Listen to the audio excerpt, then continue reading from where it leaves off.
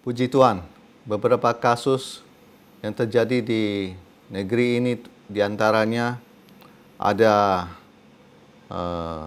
mantan Kapolres Ngada di NTT. Itu dia terbukti melakukan pelecehan dan kejahatan seksual terhadap anak di bawah umur. Dan dia juga terlibat penyalahgunaan narkotika.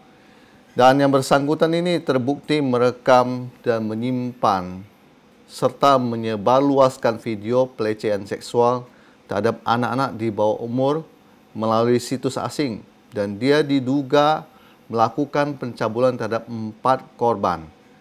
3 diantaranya anak di bawah umur. Lalu ada juga kasus pemerkosaan di Rumah Sakit Umum Pusat RSUP Hasan Sadikin, Bandung. Dan pelakunya adalah dokter Fakultas Kedokteran Universitas Pajajaran (Unpad). Dan dia menggunakan zat midazolam. Dia lewat infus dan waktu itu ketahuan korbannya itu ada 3 orang. Kemudian ada juga seorang guru sekaligus kepala sekolah. Dia ditangkap oleh polisi atas kasus kekerasan seksual terhadap 20 siswa di Kabupaten Sukoharjo, Jawa Tengah. Dan semua korban itu berjenis kelamin laki-laki. Yang berikutnya lagi ada seorang anak muda usia 21 tahun di Jepara. Dia itu seorang buruh konveksi. Dia memperdaya 31 anak di bawah umur. Dia melakukannya dengan di medsos, dia merayu mereka. Dan kemudian singkat cerita 10 orang korban lebih melakukan pertemuan dan dia setubuhi. Dan korban itu berusia 12 sampai 17 tahun. Nah, Bapak Ibu terkasih, kenapa akhir-akhir ini banyak kasus-kasus seksual yang terjadi di negeri ini? Saya mau bilang bahwa itu semua karena dosa lewat nafsu yang berkelebihan.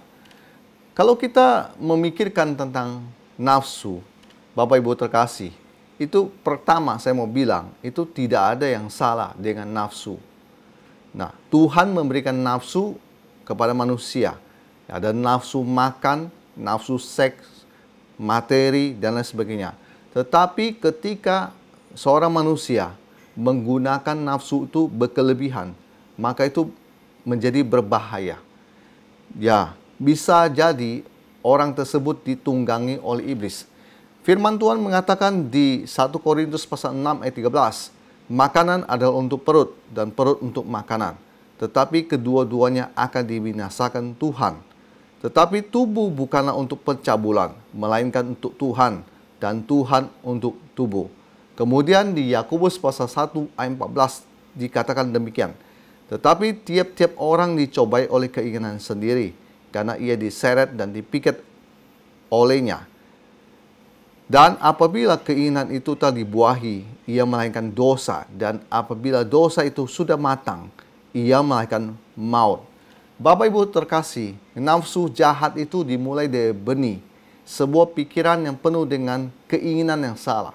Jika kita memperbolehkan benih nafsu itu berakar, ia akan bertumbuh menjadi sesuatu yang lebih besar, lebih kuat.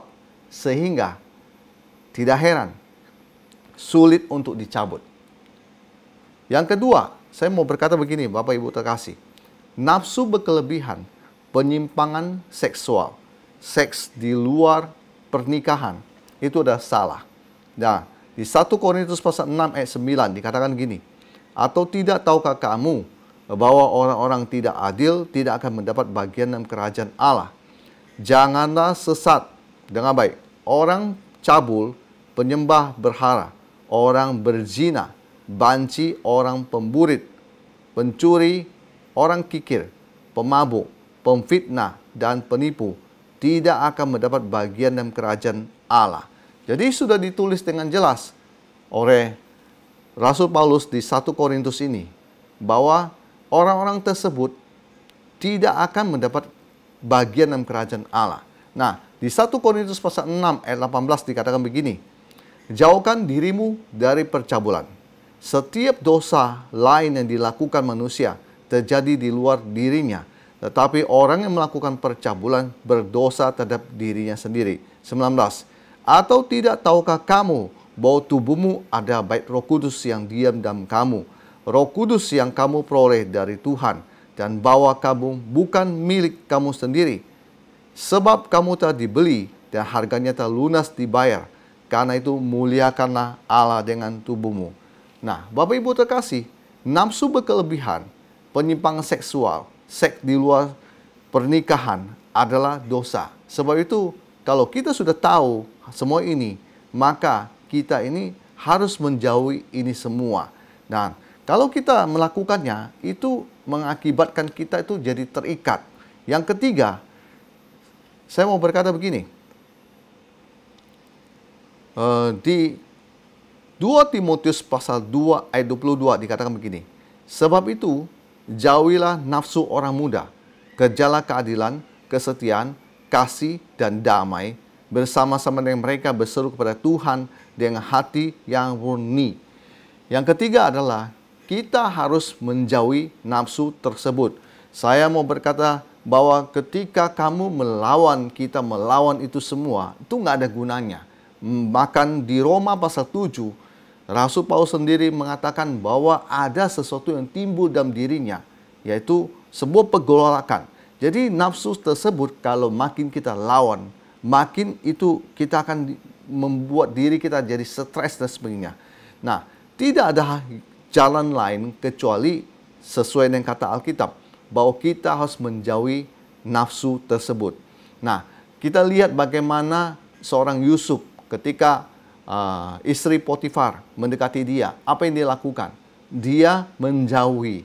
Nah, Bapak Ibu terkasih, begini, ketika kita tidak ada pengendalian diri lagi, itu nafsu tersebut, libido, itu akan menguasai kita. Dan itu nafsu menuntut pemuasan sekarang. Makin kita tunda, akan menciptakan sebuah frustasi. Itulah sebabnya, Bapak Ibu terkasih, kepada para pria, saya mau berkata begini. Ketahuilah bahwa kelemahan pria itu ada di pikiran. Bagaimana kalau pikirannya dipengaruhi oleh video-video yang merangsang dia, yaitu video-video dengan gambar-gambar porno, gambar-gambar orang berhubungan badan dan sebagainya, itu membuat nafsu itu dirangsang, gairah itu dibangkitkan, libido itu makin dinaikkan, dan akibatnya saya mau berkata, makin kamu pancing itu libido, libido itu akan menjadi liar, dan ketika libido itu menguasai diri Anda akan seperti orang bodoh. Dan di Amsal pasal 7 ayat 10, maka datanglah menyongsong dia seorang perempuan, berpakaian sundal dengan hati licik. Saya loncat ke 21. Ia merayu orang muda itu dengan berbagai-bagai bujukan. Dengan kelicinan bibir, ia menggodanya. 22. Maka tiba-tiba orang muda itu mengikuti dia seperti lembu yang dibawa ke pejagalan, dan seperti orang bodoh yang terbelenggu untuk dihukum, sampai anak panah menebus hatinya, seperti burung dengan cepat menuju perangkap, dengan tidak sadar bahwa hidupnya terancam. Inilah yang terjadi. Bapak Ibu terkasih, coba Bapak Ibu terkasih merenung sebentar, khususnya para pria. Hanya gara-gara libido berlebihan. Itu seorang dokter itu yang bertugas di rumah sakit RSUP Hasan Sadikin itu. Dia harus kehilangan pekerjaannya. Dia harus berakhir di penjara. Hanya gara-gara melakukan kekerasan seksual terhadap 20 orang siswa. Sekarang guru sekaligus kepala sekolah tersebut harus dipenjara. Hanya gara-gara videonya ketangkap dan ketahuan. mantan Kapolres Ngada harus mendekam di penjara, jabatannya dicopot, karirnya hancur semua. Hanya gara-gara sebuah kejahatan kriminal seksual. Seorang anak muda 21 tahun ini kini ditangkap, karirnya juga berakhir, dan dia akan mendekam dalam penjara. Jadi Bapak Ibu terkasih, itu nafsu seks berlebihan, itu memperbudak kehidupan seorang manusia. Itu membuat orang tersebut jadi bodoh. Dan sehingga dia tidak bisa berpikir panjang lagi. Yang ada di pikiran dia adalah dia mau berbuat. Dan dia mau berbuat, dan dia mau berbuat. Makin itu libido dipancing, makin dia akan menjadi ganas. Sehingga ketika menguasai orang, dia nggak akan bisa berpikir panjang lagi, dan dia nggak akan bisa berpikir. Yang dia mau adalah, dia lakukan sekarang, dia perkosa orang, dia lakukan semuanya itu, dan kemudian dia akan berpikir panjang, nanti setelah ini apa akibatnya. Kalau dia bisa berpikir, dia nggak mungkin akan melakukan hal itu. Bapak Ibu kan tahu bahwa kegiatan seksual, hubungan badan, itu paling bisa dilakukan paling lama 15 menit, 25 menit, 1,5 jam. Setelah itu, penjara, hukuman semua sudah menanti. Kalau orang bisa berpikir panjang, dia mungkin nggak akan berpikir, dia akan 2 kali berpikir, kemudian dia nggak akan mau melakukan hal-hal seperti begini. Jadi, saya mau berkata begini, iblis ada di balik ini semua, membuat manusia memuaskan diri dengan nafsu berkelebihan. Jadi, saya mau berkata, di sini kita tidak bisa melawan itu. Yang kita bisa lakukan adalah lari dan hindari semua godaan tersebut. Jangan kasih makan nafsu Anda. Saya ulangi, jangan kasih makan nafsu Anda. Sehingga ia akan lebih besar daripada iman Anda. Bapak Ibu terkasih, pikirkan ketika nafsu menguasai seorang yang bernama Esau. Dia tidak ada urusan dengan seksual, tapi dia urusan dengan perut. Dia rakus.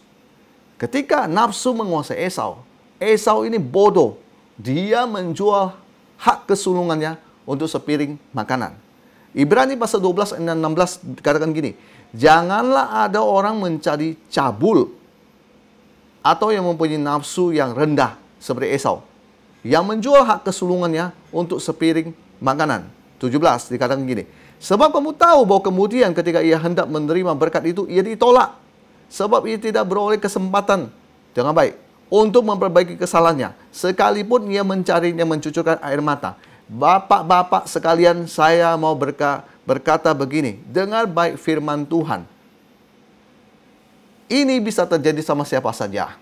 Dan oleh sebab itu, kita perlu merenungkan firman Tuhan supaya Anda menjauhi nafsu seks berlebihan atau libido yang berlebihan, sehingga libido ini tidak memperbudak Anda dan membuat Anda menjadi orang bodoh, dan membuat Anda pada akhirnya Anda harus membayar semua harga yang mahal, dan iblis akan menertawakan Anda karena Anda bodoh dan Anda ditipu oleh dia. Kelemahan seorang pria tadi saya sudah bilang ada di pikirannya. Oleh sebab itu, apapun hari-hari ini yang Anda lihat di medsos, itu banyak sekali ada foto wanita berpakaian seksi, telanjang dada dan sebagainya, sengaja berpakaian yang minim-minim, tipis-tipis dan sebagainya. Semua itu ketika Anda seorang pria, Anda melihat itu, pasti itu terekam di pikiran Anda. Dan itu pasti kebayang. Dan Anda sadar nggak sadar itu akan menimbulkan dorongan hawa nafsu Anda itu muncul. Nah, Bapak Ibu terkasih, tidak ada jalan lain selain Anda menjauhi itu semua. Dan kemudian, Bapak Ibu terkasih, Anda bisa lepas dari ibu itu semua ketika Anda menggantikan channel pikiran Anda dengan membaca dan merenungkan firman Tuhan. 2 Korintus pasal 10 ayat 5 adalah firman favorit saya. Begini, kami mematahkan setiap siasat orang dan merubuhkan setiap kubu yang dibangun oleh kangkung manusia untuk menentang pengenalan akan Allah. Kami menawan segala pikiran dan menaklukkan pada Kristus. Ketika pikiran Anda sudah terlanjur kotor sekarang, belum terlambat untuk Anda memperbaikinya. Belum terlambat untuk mencari Tuhan dan minta Dia untuk membebaskan nafsu yang mengikat Anda ini. Dan saya mau bilang, ketika Anda tidak mau cari Tuhan dan membiarkan dirimu lepas, hari demi hari Anda akan semakin jadi liar. Dan itu libido akan mengendalikan hidup Anda. Anda akan diperbudak. Anda akan bisa melakukan sebuah tindakan yang konyol, yang bodoh. Ketika kalau Anda duduk ulang di penjara, Anda memikirkan itu semua.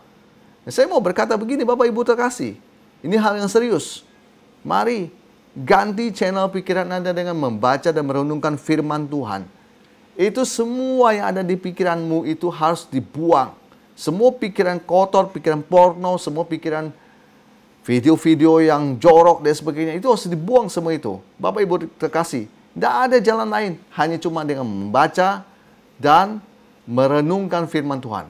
Supaya yang ada di pikiran itu semua harus dibuang itu semua. Dan bayang-bayang pikiran yang tidak benar itu harus dibuang semua itu. Bapak Ibu terkasih, saya mau berkata, apabila Anda hari ini adalah orang yang terikat dengan ini semua, silakan telepon, hubungi hamba Tuhan yang bisa membantu Anda, yang bisa mendoakan Anda.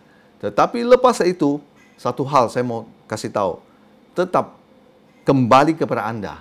Apakah Anda sungguh-sungguh mau bertobat? Apakah Anda sungguh-sungguh mau menyadari bahwa ini ada bahaya? Kalau seperti tadi saya bilang, tidak ada yang salah dengan nafsu.